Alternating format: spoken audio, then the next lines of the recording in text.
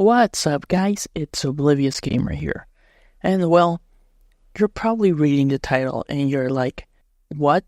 Like, your reaction's probably like, excuse me? What are you saying? So, basically, the title is truthful to a certain degree. Let me tell you what is going on. NetEase Games plans to close Visions of Mana developers Ouka Studios. Ouka Studios just released Visions of Mana. It came out the 29th, which of course is from the longtime Mana franchise.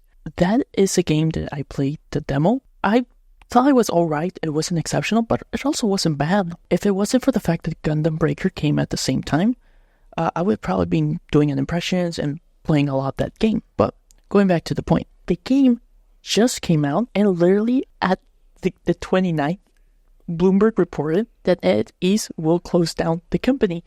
It's insane. Like, they didn't even give the company the chance. Oh, why don't we just wait a couple of months, see how the game sells, see that if Vision of Mana does okay.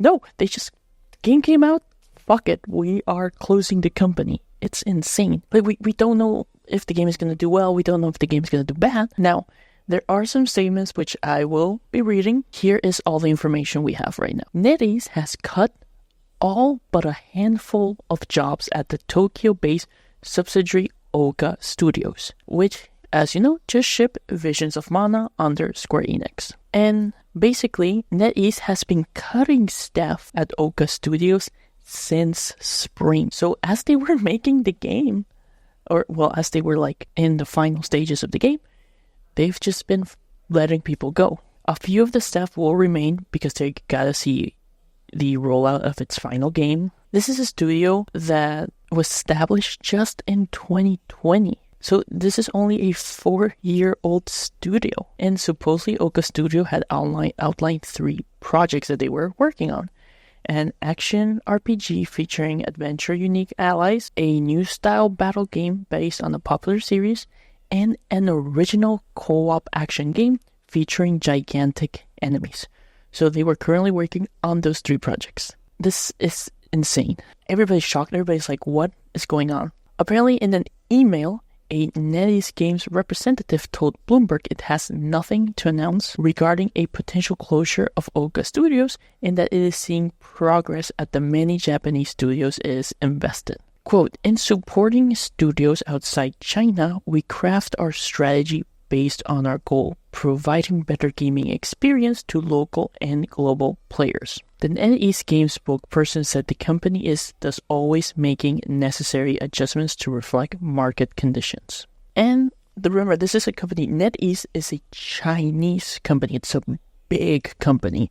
And I remember I went over about NetEase a couple of years ago when they were starting to, dip their toes in the Japanese market, saying how, like, it was a company founded back in 1997. It's one of the largest companies. There's a lot of stuff that they do in China. Like, they even have a on-demand music streaming service. They operate like PC and mobile games, advertising service, email service, e-commerce service. They're also like right now behind like a lot of games. I know Once Human was big.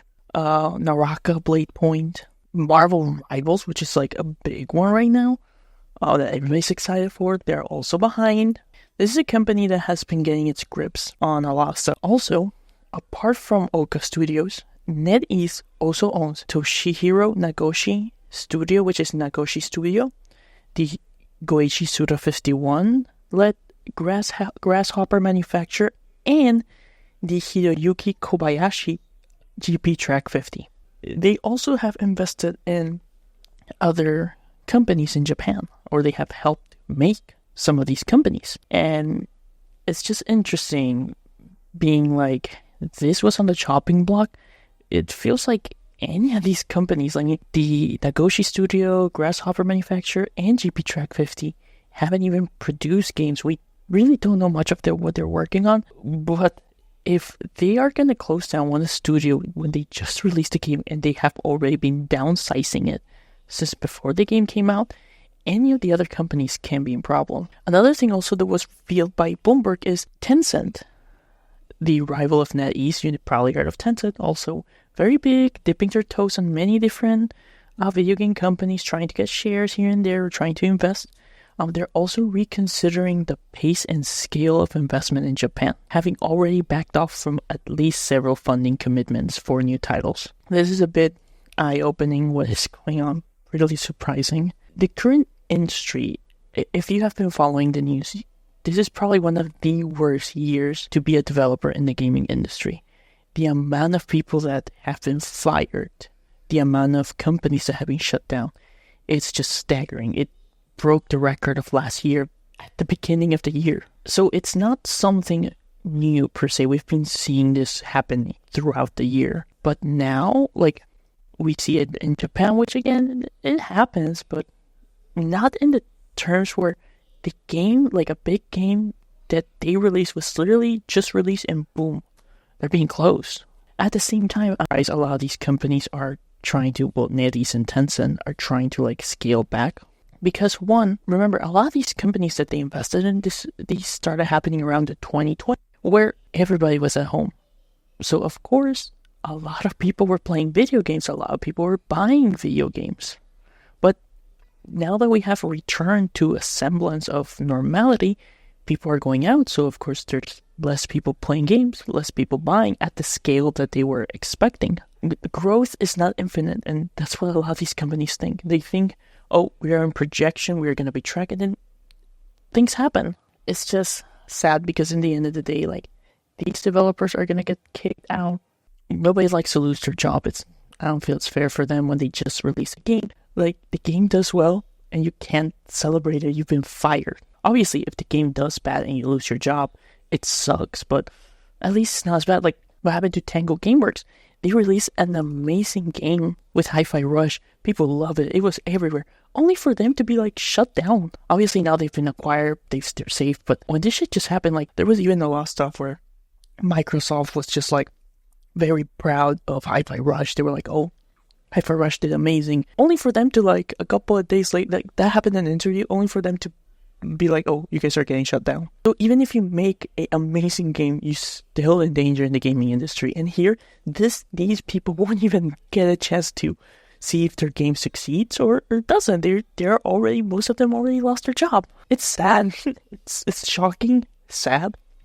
And it's what is going on? But like I said, a big thing that I personally think is all these companies jumping in these investments, thinking that the growth is going to keep happening when it's not going to repeat itself, as far as we are aware. Right now, I'm just sad. Like I said, Visions of Mana, I don't think it's a bad game. I don't think it's going to be a bad game. I think it's going to be people that are really going to enjoy it. And it just sucks that the studio that worked on it, that crafted this game, doesn't even get the chance to celebrate the release. The day the game is released, they're being notified that they're going to be closing. So yeah, guys, obviously not a happy video. Just wanted to give my thoughts and talk a bit about this. It's just staggering what happened. As always though, guys, what are your thoughts? This has been Oblivious Gamer, and I hope you all have a wonderful day or night wherever you are.